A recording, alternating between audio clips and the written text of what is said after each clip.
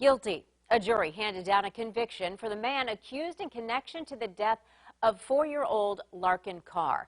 The Norfolk boy died in 2018.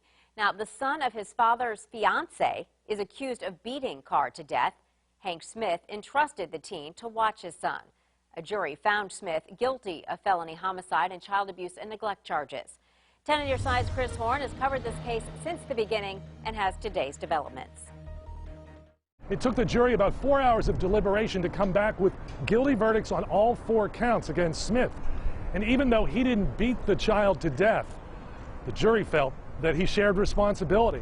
I'm extremely disappointed. The attorney for 42-year-old Hank Smith had given an impassioned closing argument, but not enough to persuade the jury of 10 men and 2 women. We felt that we put on a very good case this week, that we were able to show that Hank really did not have the knowledge that Robbie was hurting Larkin to the extent that he was. 14-year-old Robbie Hartshorn was watching the 4-year-old and his younger brother on multiple occasions. On the second weekend of November 2018, Larkin had been vomiting. Smith and his fiancée chose not to take the little boy to the hospital.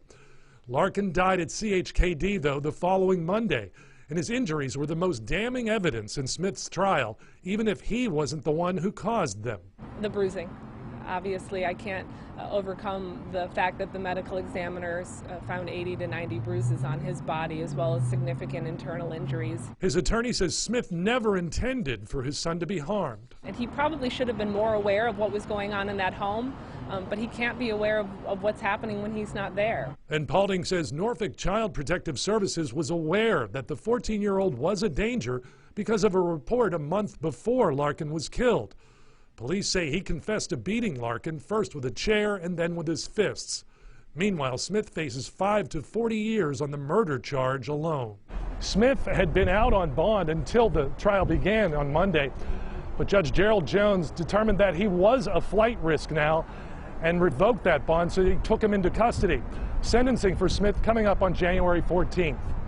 In Norfolk, Chris Horn, 10 on your side.